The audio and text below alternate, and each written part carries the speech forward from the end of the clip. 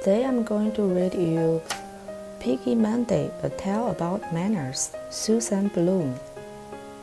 On Monday, Mrs. Hubbard's class was getting out of line.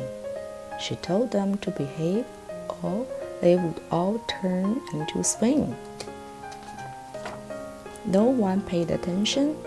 Mike began to tease. No one shared, took turns, all helped, and nobody said please. The children still were wiggly until they heard a well.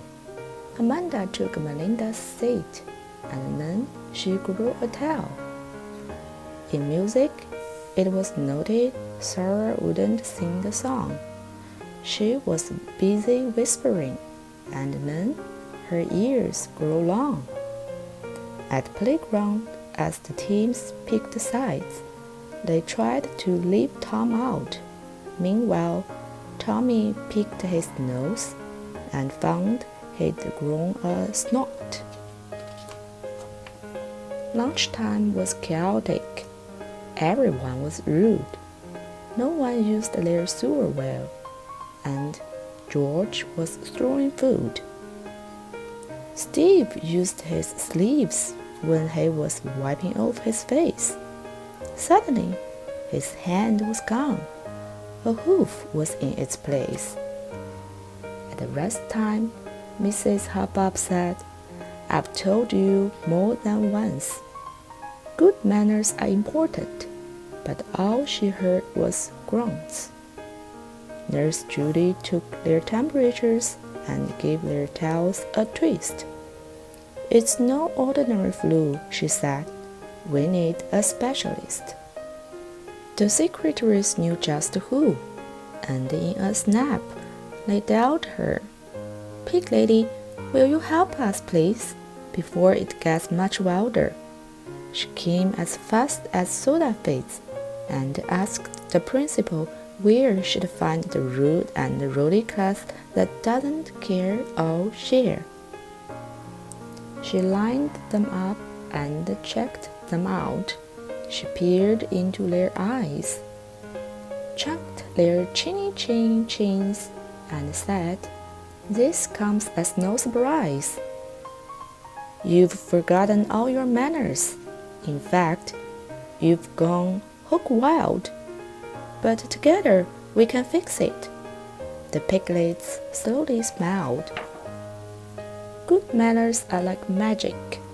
Everyone can learn to treat each other with respect and be respected in return. Now let's get rid of those tails and ears. Blow your snouts and dry your tears. It's really up to you, my dears. Can you remember your manners? "When I get picked on," Tommy said, "it makes me feel so small. So don't make fun of anyone. Don't bully or name-call." "We close our mouths," said Ashley, "when we eat our food, because it's just disgusting to see what's being chewed. In the old days, when I wanted something, I would just say, 'Gimme.' Now I know that saying 'please' is more polite," said Jimmy. Kevin had a good idea. "Take turns. The game goes faster. If we fight and break the rules, it's a big disaster."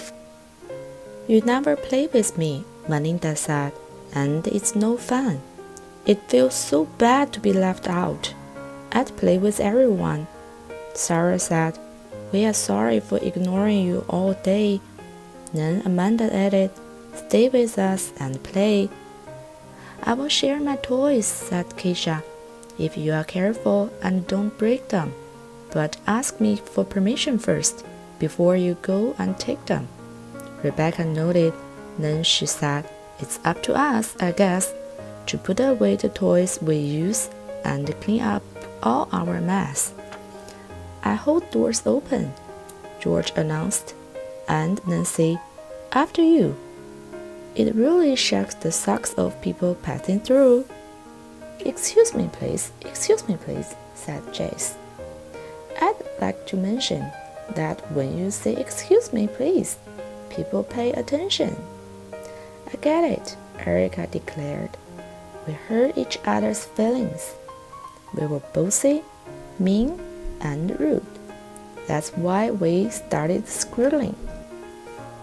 You've done it, dearest. I'm impressed.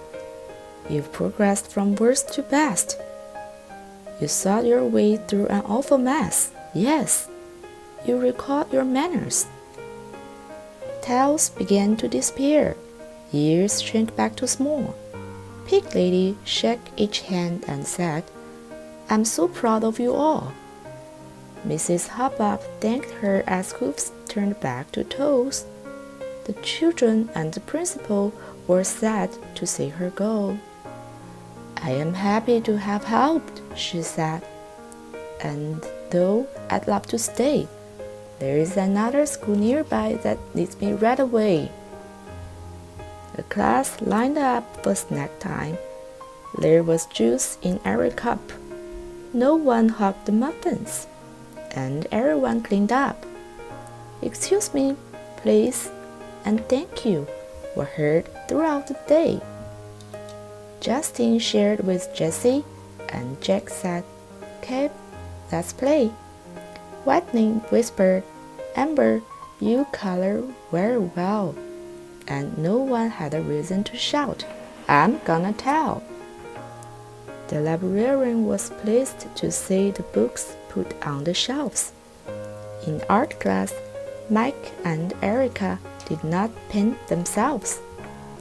At bath time, Mrs. Hubbub waved to every boy and girl, blew a kiss and said, There goes the best class in the world.